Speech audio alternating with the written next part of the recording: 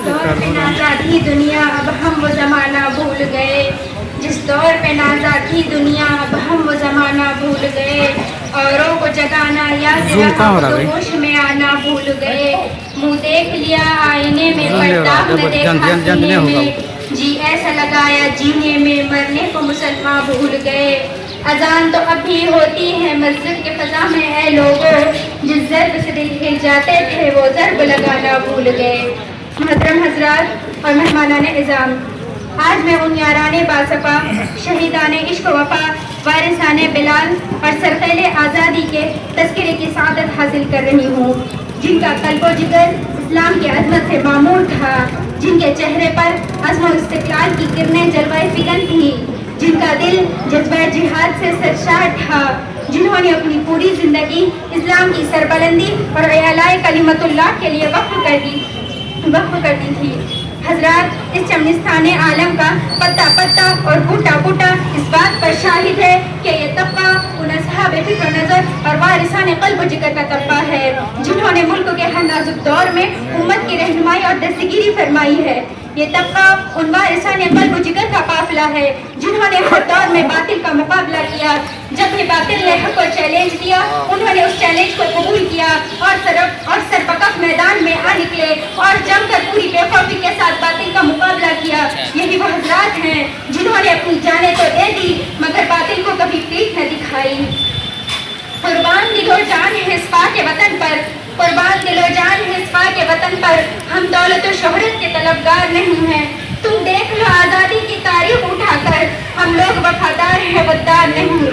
हजरात, जब हिंदुस्तान की मुक़द्दस सरज़मीं पर अंग्रेज़ों का नापाक साया पड़ा और वो अपनी शातिराना और याराना चालों से यहाँ के मालिक बन बैठे, जब बाशिंदगान हिंद पर तरह तरह के जुल्म सितम के पहाड़ तोड़े जाने लगे, जब हिंदुस्तानियों को गुलाम बनाया जाने लगा, जब हिंदुस्तानियों का खून उनके पसीनों से भी अर्जा होने लगा, तो ऐसे नाजुक वक्त में सबसे पहले जिस शख्स ने आलम बगावत बुलंद किया वो मुहद्दिस कबीर शाह अब्दुल अज़ीज़ बिन वलीउल्लाह मुहद्दिस दहलवी रहमतुल्लाह अलैह हैं।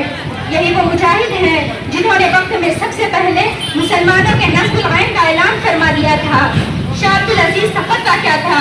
एक वर्ग बेअमा था जो दुश्मनों के नख्ल तमन्ना पे गिर पड़ी, अंग्रेजों की नींदें हराम हो गई, जगह जगह आज़ादी के शोले भड़कने लगे, परचम लहराने लगे, सीनों में बलबले मचने लगे और हौसलों ने अंगड़ाइयाँ लेनी शुरू कर दी। मसनदे दर्स पर बैठ कर कुरान और हदीस के दर्स देने वाले उलमाए किराम और खानकाहों में बैठकर अपने खून जिगर से शमे इस्लाम को रोशन करने वाले मशाइख़ एज़ाम अपने मदरसों और खानकाहों को छोड़कर मैदान में आ गए और फिरंगियों के खिलाफ एक महाज बनाकर तवक्कुल अलल्लाह मंजिल की जानिब बेसर सामानी के आलम में निकल पड़े। और मैं अकेला ही चला था जानिब मंजिल, मगर राह रोआते गए और कारवां बनता गया। हज़रात, हिंदुस्तान की जंग आज़ादी में अगर उलमाए किराम हिस्सा ना लेते तो ये हिंदुस्तान कभी भी आज़ाद न होता। अगर ये सरपहले आज़ादी न होते तो तहरीकें न चलती, तहरीके बालाकोट न चलती, तहरीके रेशमी रुमाल न चलती, तहरीके खिलाफत न चलती, हिंदुस्तान छोड़ो तहरीक न चलती। अलबत्त उलमाए किराम ही ने अपने खून जिगर से उरूस आज़ादी की मीनाबंदी की है और सच्चे आज़ादी को सींचा है और परवान चढ़ाया है। हज़रात, हिंदुस्तान में सबसे ज़्यादा बेदार मुसलमान है और सबसे पहले जंग आज़ादी से मुसलमानों ने लड़ी है। उसके बाद अंग्रेज मौर्रिख मिस्टर टॉमसन अपनी याददाश्त में लिखता है कि सन 1864 से लेकर 1867 तक अंग्रेजों ने उलमाए किराम को खत्म करने का फैसला कर लिया। ये 3 साल हिंदुस्तान के तारीख का बड़ा अलमनाक साल है। अंग्रेजों ने इन 3 सालों में 14,000 उलमाए किराम को तख्ते-ए-दार पर लटका दिया। टॉमसन कहता है कि दिल्ली के चांदनी चौक से लेकर खैबर तक कोई ऐसा दरख्त न था जिस पर उलमा की गर्दनें न लटकी हुई हो। टॉमसन कहता है उलमा के जिस्मों को तांबे से दागा गया। टॉमसन कहता है उलमा को सुअरों की खालों में बंद करके जलते हुए अंगारों में डाल दिया गया। टॉमसन कहता है उलमा को हाथियों पर खड़ा करके दरख्तों से बांध दिया जाता और नीचे से हाथियों को चला दिया जाता। टॉमसन कहता है कि लाहौर की शाही मस्जिद जिसके शहर में अंग्रेजों ने फांसी का फंदा बनाया था, उसमें एक दिन में 80 उलमा को फांसी पर चढ़ा दिया जाता। टॉमसन कहता है कि लाहौर की दरिया रावी में 80 उलमा को बोरियों में बंद करके کے ڈال دیا جاتا اور اوپر سے گولیوں کا نشانہ بنا دیا جاتا۔ ٹامسن کہتا ہے جب میں اپنے خیمے میں گیا تو مجھے مردار کی بدبو محسوس ہوئی۔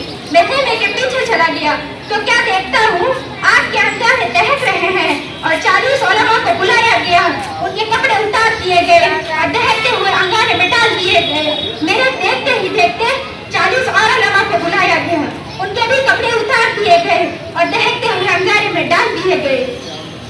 انگریز نے کہا ارے او مولویو، تم میں سے ایک بھی آدمی یہ کہہ دو کہ سن 1857 کی جنگ آزادی میں ہم شریک نہیں تھے، ابھی چھوڑ دیتے ہیں۔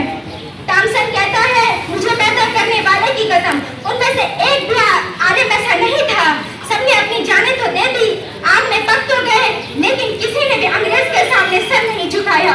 حضرات، انہی شیران اسلام کے سچے جانشین اور حقیقی وارث شیخ الہند اور شیخ الاسلام اور مولانا عبید اللہ صدیق رحمہ اللہ ہیں، جو 1857 تک آزادی کے سربراہ اور کمانڈر ہوئی حضرات تھے، جو ایک طرف آزادی کے جوش و خروش اور جذبہ بلبلہ سے لوگوں کے قلوب کو معمور کر رہے تھے، تو دوسری طرف قال اللہ و قال رسول کے جامع خوشگوار تشنگان علوم نبوت کو اپنے دست مبارک سے پلا رہے تھے۔